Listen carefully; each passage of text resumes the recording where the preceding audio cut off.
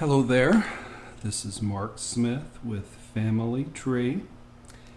I am not in the mountains, those are just the Chromecast picture in the background. I am heading for on-site today near Nashville, Tennessee. There is a 4-day trauma treatment training program that I'm going to be participating there in my special place at on-site. So I'll have lots to share when I get out of that program. So I have a video today. It's called The Issue Solving Kind of Love. I've got this couple from a large city I work with, and I tend to run a few minutes late, and many times I'll show up through Skype. Excuse me. And this couple, they've already started without me. They're crying. There's tension in the air. I said, "Y'all started without me now, then, didn't you?" And I sort of like that they come to work and they get right down to it. There's never a dull moment. But the title, The Issue Solving Kind of Love, comes from a song by an artist named Julia Michaels. I don't know if anybody is familiar with her, but she has this brilliant song called Issues. And there was one particular verse in the song. I'm not going to read all the lyrics to the song, but there's this one particular verse that just really spoke to me. She says, "'Cause I got issues, but you got them too. So give them all to me, and I'll give mine to you, and we'll bask in the glory of all our problems. We'll bask in the glory of all of our problems, 'cause we got the kind of love it takes to solve them. I've got issues, but you got them too. So give them all to me, and I'll give mine to you, and we'll bask in the glory of all of our problems, 'cause we got the kind of love it takes to solve them." This particular couple, I believe they do have the kind of love that it takes to solve big problems, and they're doing amazing work. I'm really proud of them. So, what I like about the song is it references the purpose and the meaning of romantic love, and y'all know from listening to me that the purpose and meaning of romantic love is to make you friggin' miserable, ultimately. To tear down your psychological defense mechanism so that Mother Nature can heal that wounded little kid at your core.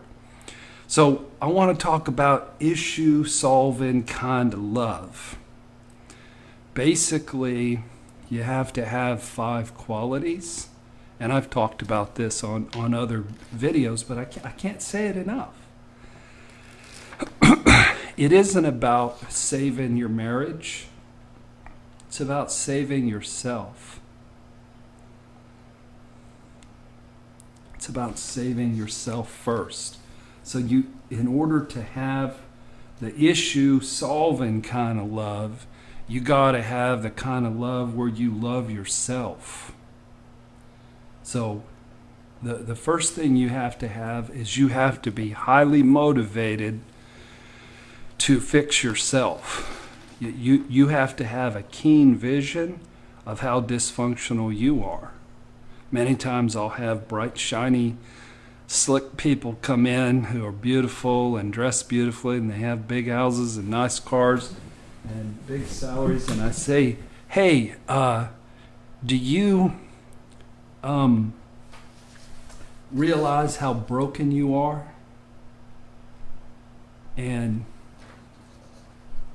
they frequently say, "Me? I ain't broken. My wife here has some issues, but I ain't broken."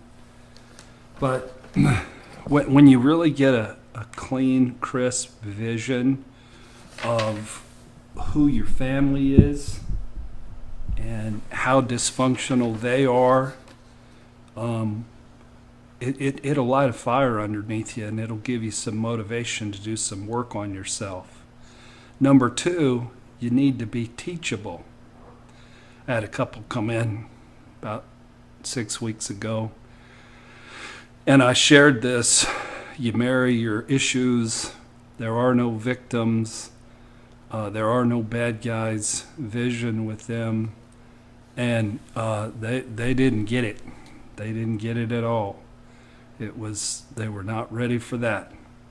And that's okay. They just were too young and just really not ready. But you have to be open-hearted. You have to be open-minded if you're going to get the kind of help that solves problems within yourself and solves problems in the relationship. Number three is pain. You're going to have the ability to feel your emotional pain. And a lot of people, they don't want to feel their pain. They want to avoid their pain at all costs.